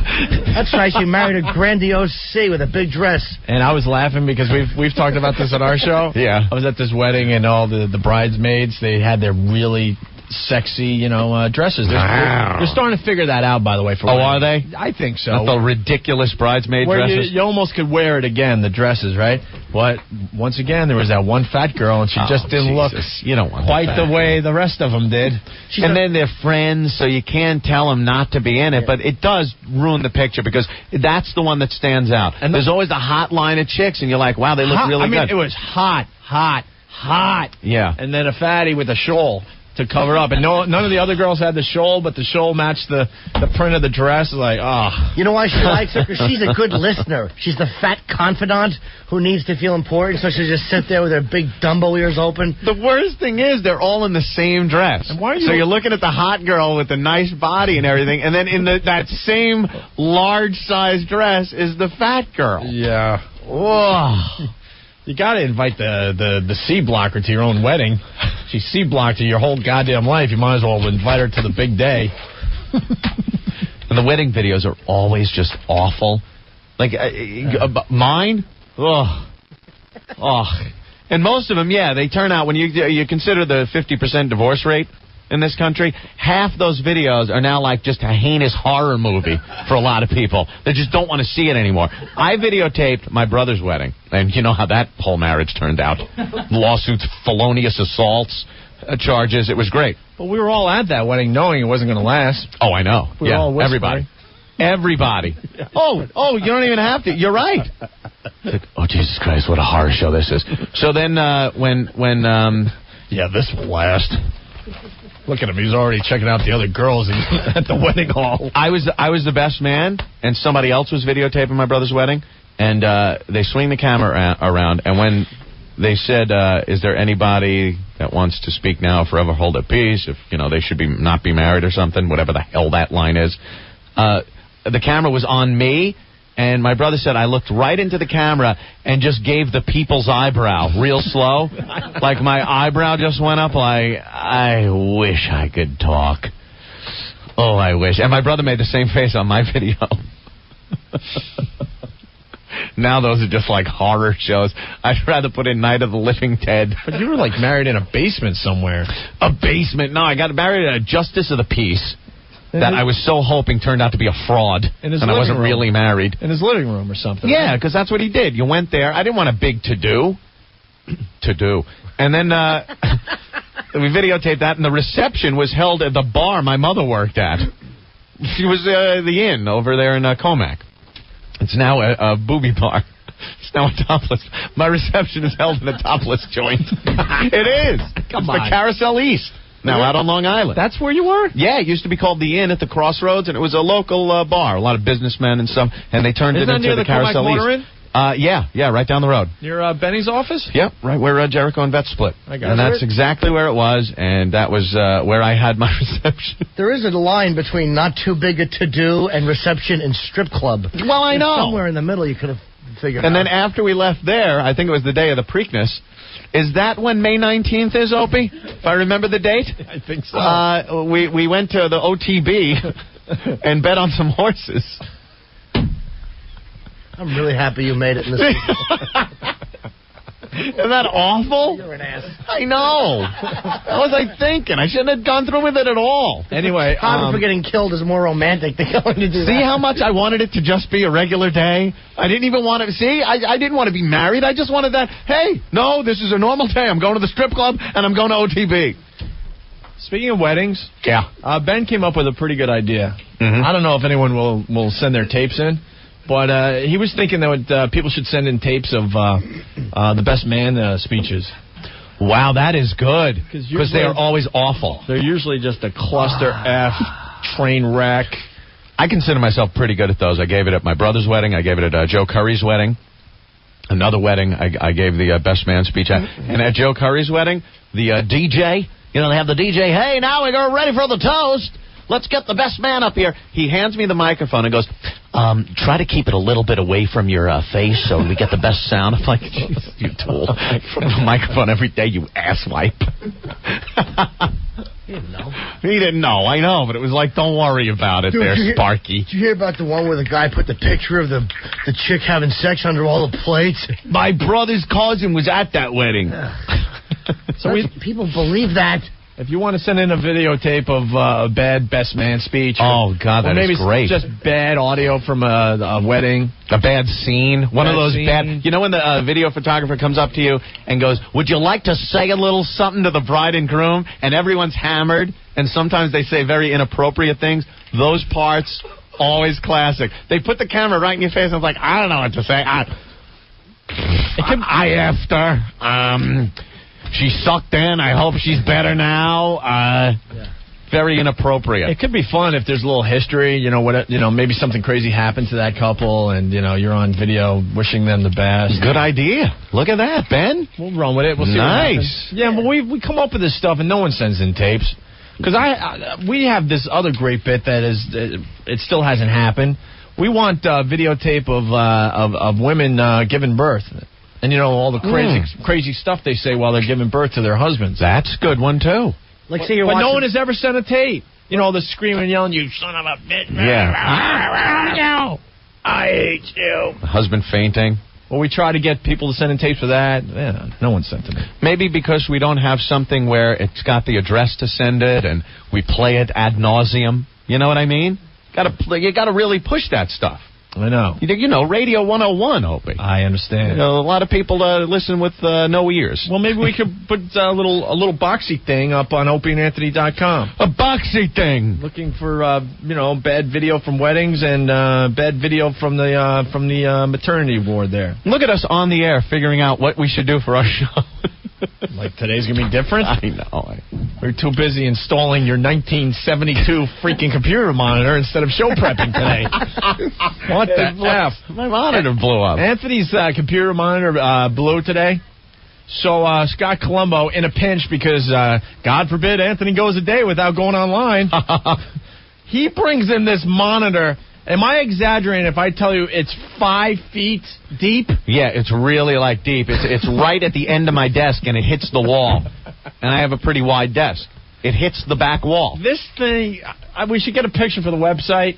It is ridiculous how deep this thing goes. It's got 5 wires that plug in the back. And there was a day that this thing was state-of-the-art. Top notch. This was it. Cutting edge. The monitor to get. $2,000 monitor. Right. It would have been. And this thing is just awful. It can't handle any of the system that I have. Anthony turns it on, and he goes, whoa, I feel a tumor tumor growing already. Did you hear the sound it made when I turned it on? It went, whoa. big magnet. It's like, I don't think that's good. I don't think that's supposed to happen. You got a lot of mileage out of that old one, but and that old one was an old one, too. But I hear it's on order now, so we'll see how long this takes. But Anthony needed a new monitor today. I gotta you don't want to piss off Anthony. Play my games. That's funny, Anthony. Well, it's a Twilight Zone reference. The kid was Anthony, and everyone was scared of Okay, Anthony. Very good, Anthony. We're having cookies for dinner. Okay, Anthony. Good, Anthony. Here's a bad sucks to be you wedding to be at. When a U.S. bomb falls on your house when you're having a wedding in Afghanistan. They were having a wedding? Yeah, they were having a wedding. A U.S. plane bombed a village in central Afghanistan, killing at least 30 members of a wedding party. I'm sorry, what am I going to say? Can you say? Good shot. You know, you got to take the bad with the good with us over there, people in Afghanistan, for the listening Syndication Underground. You got to take the bad with the good. You wouldn't even been able to have that wedding with the Taliban in there. See? Yep. Am I rationalizing it well? That sucks. Let's go to Joe. Hey, Joe. The bride flies apart in 20,000 pieces. Go ahead, Joe. What's going on, guys? I want to know, hey, Anthony, at your wedding, did they serve, what kind of boxes of wine did they serve? Box of wine. How would you like your box of wine? Would you like it chilled or warm? Hey, from the church to the reception, how many lefts did you guys make? None, because 3 rights make a left. It's going to be a long time to get to the reception. You guys suck. All right. Later. God, the abuse is heading Ant's way all of a sudden. Yeah. Chris, what's up? Hey, what's up, guys? Hey, man. Anthony, I wanted to know, did you wear a tuxedo or a T-shirt with a picture of a tuxedo on it? I think I wore a suit that I think I had my communion in. I wore Did you get overdressed at the OTB? It was, I did seem overdressed at the OTB, and that's about the only place I would have seemed overdressed at. I was wearing a crappy suit, you know. I was a baroque. And she wore a dress. I don't know where she bought it. I don't know. It wasn't a wedding dress. I like baroque. I was a baroque. Music. What are you going to say? I shouldn't have done it. That was a fine period of music. The Baroque era. Chris, what's going on? Hey, man, I just want to talk about the Sucks to Be You weddings. All right. I had a cousin of mine who had one of those, fatal attraction experiences, relationships with his girlfriend. Well, they wound up getting married, and she started talking smack to him at the wedding, and he wound up hitting her at the wedding, and they left in separate cars. His quote at the end of the night was, "I'm not leaving with that bitch." Ironically, they wound up divorced. Wow. He hit her right at the reception hall. Right on. All right, Ben, relax. Ben's laughing at visuals. That's great for radio. Can't tattle, though. Okay, we'll break. The phones are still loaded with wedding crap. So wow. We'll go with it a little longer. And then we got another... Well, no, actually, we got an unlucky lottery to throw at you. Brutal. Little taste of justice in there, yeah. And other stupidity on the way. Wanted to hit the FU line one more time here today? Yeah. And we'll continue. Thanks for calling, and here's the Opie and Anthony FU line. Yeah, I want to send a big you to my landlord. Always on my back for late rent. You, bitch. I had when I have it. You. Next message. Hi, this is Mike from South Jersey. I'd like to give a big you to the people who don't tip your goddamn pizza delivery guy. We remember who you are. We spit in your food. You. You. You. And to the people who send your little head kids to the door because you're too embarrassed not to tip us.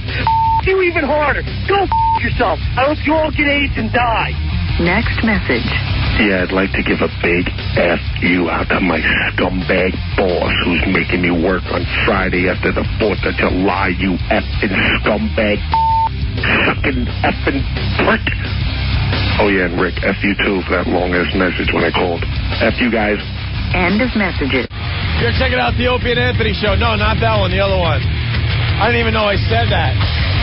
Lieutenant Boogaloo writes on the instant feedback, Opie, who gives birth to their husbands? Did you say that? Probably. I mess up my words all the time. I was saying we want videotape of some of the crazy things that are said by the moms-to-be to their husbands. You know, a lot of people videotape the birth, which I think is ridiculous. The hell is that? Who the hell are you showing that to? I heard recently that it's illegal. Is it? They don't allow it anymore. Why is that? So we'd have to get the older videotape. Why did they make it illegal? You know, the mothers-to-be just losing their effing minds. Legal reasons, I guess. I wonder why. Maybe they don't want a videotape of it just in case the doctor slips up in the insurance companies. That's probably it. But there's video out there of moms-to-be losing their minds. Screaming and yelling at their husbands as they're giving birth to their kid. The husbands give... Oh, yeah. All right. Bastards. Don't miss anything. Yes, Anthony. You were... this whole conversation was reminding me of my great wedding day. You had a great day, right? And, no. And I more details are sifting through my brain here and coming to the surface. Do you know, my wife of mere hours, when we finally, we had the wedding at the Justice of the Peace's house in the living room. Then we went to the bar that's now a strip club for the reception. And then everyone went back to where we lived, which was a bottom floor apartment in a house in Greenlawn. I was going to say, which trailer park? No, it was in Greenlawn, some like bottom basement apartment thing, but we were able to use the yard that day. Jesus Christ. Oh, my God. Was this me? Am I talking about me? The split-level ranch? Yeah. It was one of those, split-level ranch. It's like a two-story deal, but... So your mom was renting the bottom half? No. This was just people in Greenlawn. Other people that were down at the bar, lived upstairs. Some drinking guys, and we had the apartment downstairs. We all shared the rent, that kind of deal. Remember an old car on blocks in the backyard? Oh. Yeah, just put some bunting on that. That'll look good. Put a little decoration on that. Oh, God, it was horrible. Oh. And then the kicker. The wife. Hey, yes. You know what? I'm going to leave for about 10 minutes. No. Because when you start talking this way, it gets really uncomfortable. No. Well, put it this way. Do I have to look at you? Everyone's drinking, right? Everyone's drinking. Mm-hmm. And the wife gets hammered. And, well, let me play the other side. A lot of people get hammered at their own way. Sure. Like I said, the wife was hammered. She all of a sudden... Were you hammered? I was pretty good. I was doing all right, but you know me. I don't get to the point where I get out of control. Belligerent. No, not at all. I like to stay focused on things. Believe me, I needed heroin that day. I should have had it. So the wife of mere hours had gotten into this problem with my brother because she had thought in some stupor that my brother was trying to pick up her cousin that had come down from Massachusetts. And she didn't like my brother. Thought he was a scumbag. Why didn't your wife like your brother? Oh, what the hell do I know? Well, I don't know. She just didn't like him. At the time. Right. So she thinks it's a good idea to then go in to the house where my mother is sitting and start yelling and cursing out my mother about what a prick my brother is. And I'm standing there like, what the... Your son is a scumbag effing... Where's my beep?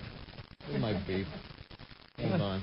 You know, I forgot something down the hall. Oh, you didn't. No, you didn't. I'm going to take a little walk. Your f***ing son is trying to my cousin, and I don't want the f***ing... And my mother's sitting there like, what? She gives me a look like, you just married this? I'm sitting on a couch with duct-taped arms in your basement apartment, and your brand new drunken wife is cursing me out because she hates your brother? Jim, you want to go get a cup of coffee? And you know my family. My family is probably the closest family you will ever see on the face of this earth. We would kill for each other. So my mother's doing this balancing act because anybody's bad-mouthing my brother, she will lunge. Sal calls her a tigress with her young. She will lunge. Yet she couldn't because now she's got to think of me too. I just married into this. So now she's sitting there like, Anthony, why do... And that if he goes near her again, I'm throwing the whole bunch of you scum out of the... And I'm just like, I felt like Fredo at that wedding. Remember the party? Hey, Freddie, you want us to take care of this, or you want to... Yeah, take care of it, Mike. Take care of it. Never marry a wop. Never marry a wop. She did not say that. Oh, it was brutal. It was brutal. And I stood there like, what? And that's when it hit me. That's when it hit me a ton of bricks. I was like, what did I just get myself into? What did I get myself into? Yeah, we have audio of Anthony. Oh, my God. At his wedding, right? At Yeah. this moment. At this moment. We have audio of what you were thinking, Anthony. What happened? We knew we were going to do a radio show, so we figured we better start taping you. Oh, good. Way back then. So here's Anthony at that moment. Yeah.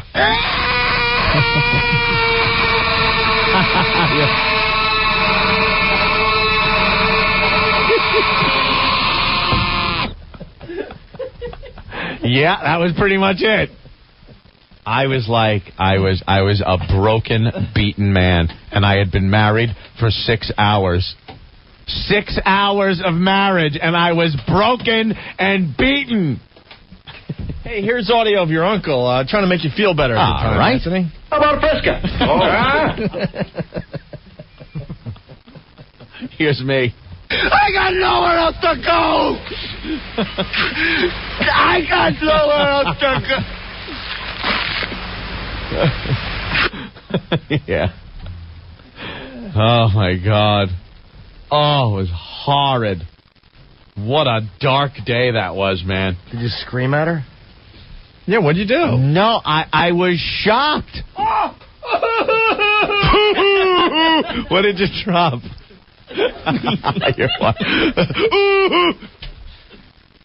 I was in a state of shock.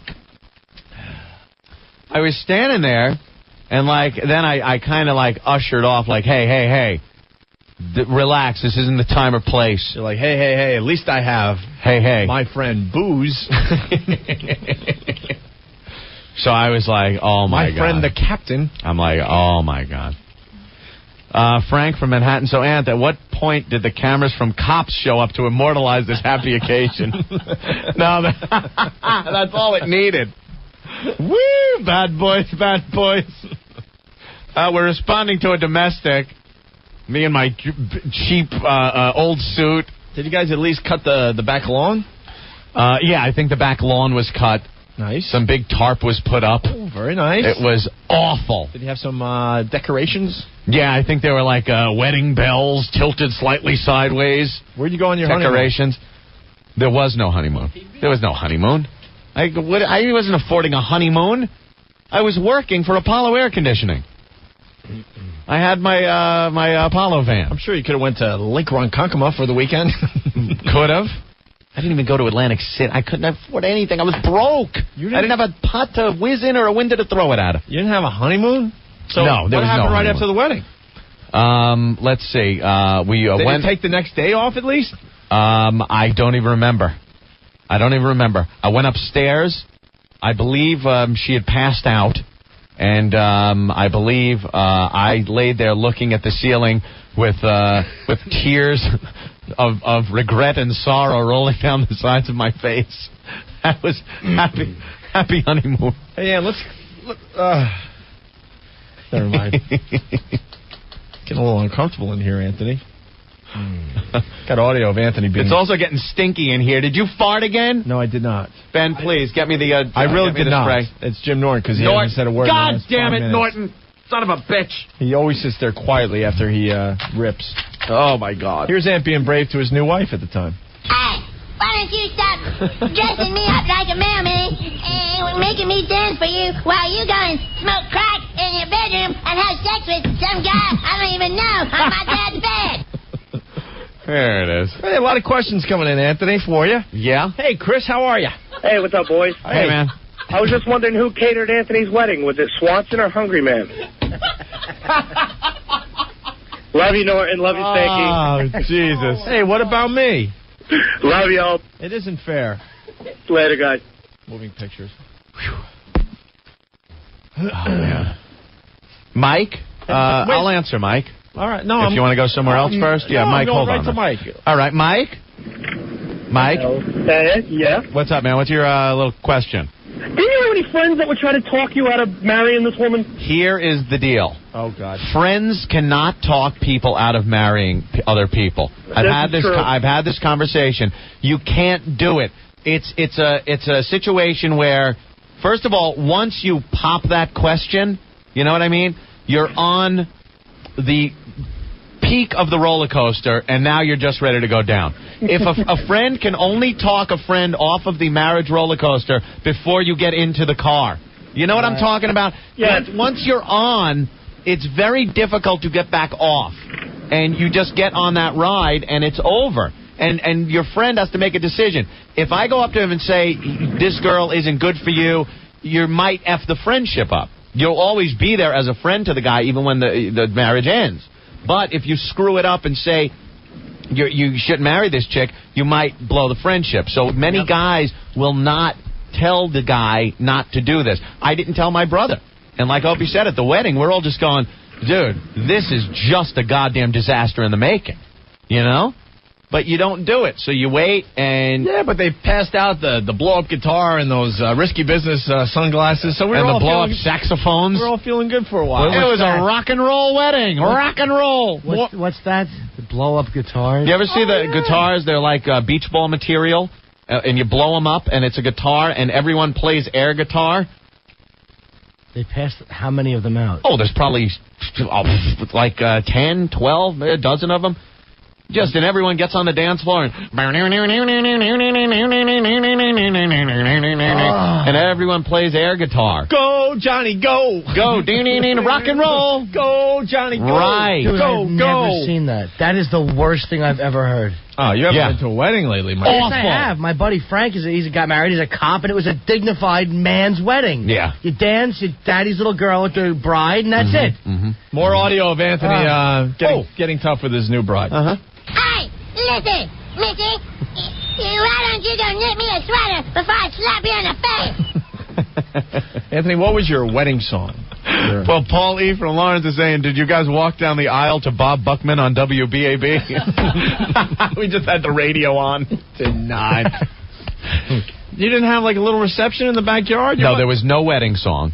There was no big you reception. Have some form of entertainment. It was just a party. Did you have a magician in the backyard? There was nothing. Little magic tricks? There was a tape player playing with speakers up in the upstairs window. Did you have your 8-tracks? A little box of 8-tracks? No 8-track. Cassette tapes. Oh, man. Cassette tapes. Lewis, what's up? Dude, this is the ultimate cringe radio. Oh, it's horrific, dude. I'm just curious, was your wedding song Fairy Tales Could Come True? It could happen to you. If you're stupid enough. Yeah, well, thank you. Hey, dude, I'm going outside and I'm chopping my wedding ring fingers off. Yeah, do that. All right, Lewis. Later. The wedding song at that wedding should have been one bourbon, one shot, one beer. That is yeah, awful. exactly. It was horrid. It was. I look back. It was one of the worst days of my life. Did I screw that one up? Yeah. Or Scott. You know what? Good. Because I don't know George Thorogood stuff. Good for me to not know it. Of course. It's not 6 o'clock yet. You can't go into your. I'm not going to. No, I'm not ranting. The point I'm making is that I'm glad I didn't. More audio of Aunt being brave. All right. His new bride. Hey, you get your bitch ass back in the kitchen and make me some pie. Yeah, there you go. All right. See, the whole wedding was supposed to be. We're not breaking any agreements here today, are we? No, I just can't talk about any of the divorce proceedings or any settlement things. I could talk about my life being married and my wedding, of course. Okay. Walter? I've just held it back in my head in a dark spot in my brain that probably contains abuse at some point in my childhood. Ooh. It's probably the same spot that monster jumps out of. Walter, what's up? Hey, guys, what's up? Hey. Yo, Anthony. Yeah. I heard she was passed out. Did you have sex with her at least? Oh, you know something? I don't even think so. I don't know. I was horrified. I was very sorry what I had just done. It was one of the worst days of my life. It's not rape if there's a ring on the finger. And I really realized to get out of it quick because it only took 9.5 years for me to leave. I am a glutton for punishment. I had nothing. And then I decide, hey, what's better than being in a marriage that I really don't want to be in? Financial debt. That's good. I'll fill out a bunch of Visa and MasterCard things and get about $25,000 in debt. That'll help me out. I'll buy a jet ski to escape my life. You know what I had to do? You're still talking? I got a bunch of credit cards, right? Yeah. That I couldn't possibly pay off. And I knew it. Then I had to talk. The girl that didn't want me to even get a cell phone. What do you need that for? It's a waste of money. I'm like, well, everyone's got one. Opie's got one. Could I get one? No. So I didn't get a cell phone. So then I had to talk her into how the money that the credit I had on the credit cards that was supposed to be for emergencies only, somehow a Sea-Doo jet ski was an emergency at that very moment. And I went out and I bought one. Everyone just keep nodding at Anthony. And any minute I got, I spent out on the water with my Sea-Doo. And I never, ever would have paid off that debt. Hey, more audio of Ant's first day of marriage. Yeah. I hate this place. Nothing works here. The medications don't work. I've been here for 7 years. Scott from Reading. Hey, Ant, did the OTB have the over-under on how long your wedding would last?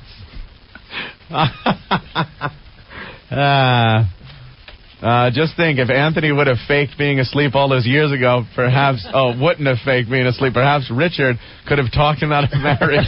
Yeah, you blew off your best friend. No, I didn't. Does she do this for you?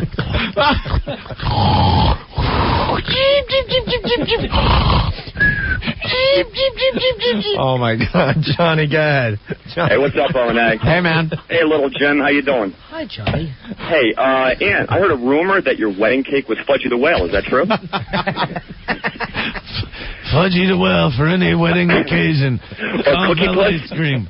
Cookie Puss? You need a Cookie Puss. They're all the same cake, just done up different. Ah, very good, bro. All right, later, guys. Bye. No, I have not watched my wedding video. Oh, wait. Well, I refuse to. Well, Bobby Big Rigger's got something on that. Yes, Bobby Big Rigger? Hey, you got the audio there of Anthony reviewing his wedding video. I don't have it with me. George sees that? Oh, turn it off. Turn it off.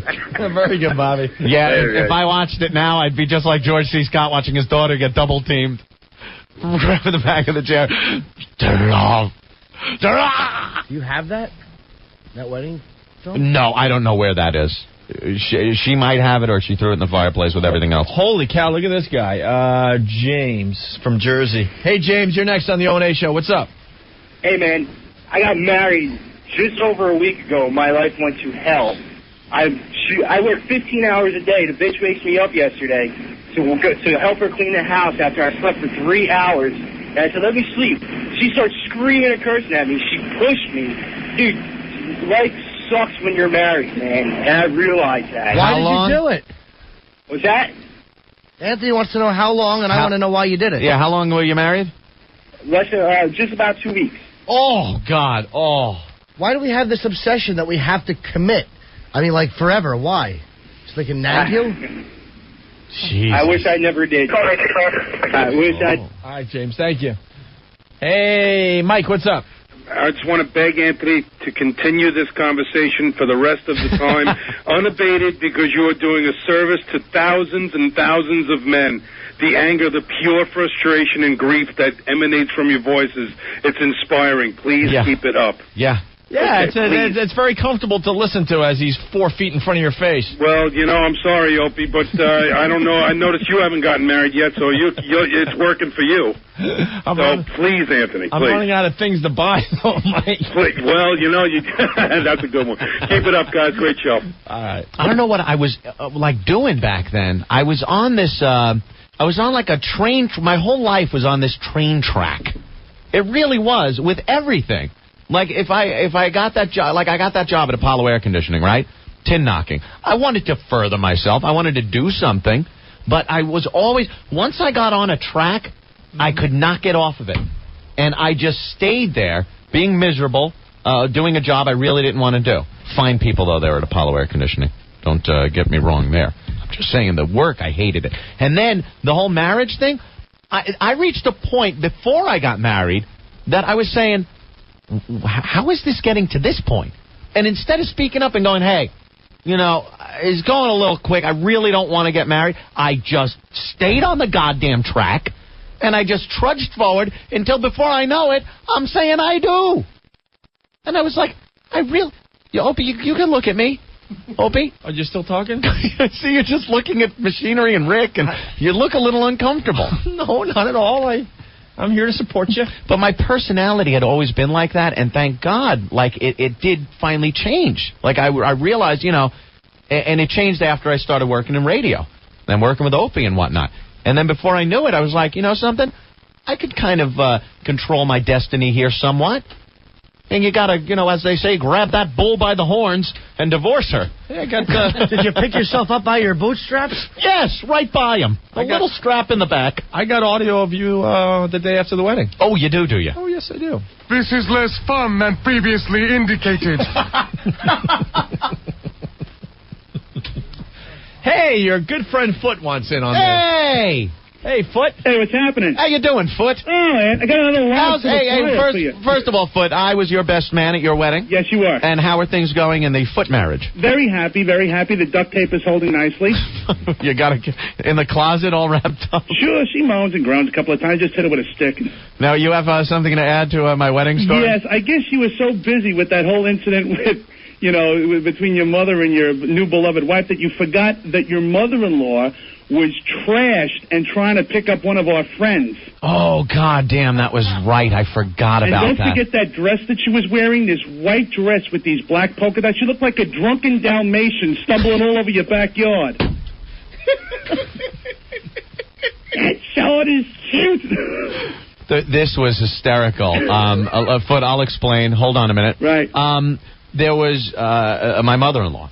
And she was a little sauce, too. Everybody just pounded him down. Sauce? So she's sitting on the couch. My mother is, on another couch, I guess.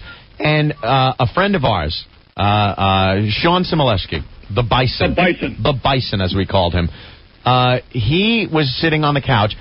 Judy lays down, puts her legs over the Bison's legs, and starts passing out. The Bison, who, he was the worst with girls, I gotta say it, starts rubbing our legs. Yeah. He's rubbing her legs on the couch. And we're looking like, at one point, Foot comes up to me and goes, "What's the Bison doing?" I go, "I don't know. He's trying to pick up on my mother-in-law or something, and she's not stopping him." Yeah. And I'm so trashed, I'm like, hey, the Bison's trying to nail that Dalmatian. Well, thanks for that memory there, Foot. All right, I'm here to help. I'll see you guys later. All right, well, we got audio of Ann's mom talking to Ann at the wedding. All right. Yeah. The world is a jungle. And if you want my advice, Anthony, don't expect happiness. You won't get it. People let you down. And I'm not naming any names. But in the end, you die in your own arms. Wow. It seems like just yesterday that my mommy was giving me that speech. Oofa. Well, there's a couple more here, right? Blue Knot Joe wants in. Hey, Anthony. Hi. What kind of wedding gifts did you get at your backyard wedding? Let me think. I just know it was cash. It was just a lot of cash. I don't remember getting a lot of things. I think we got a crock pot.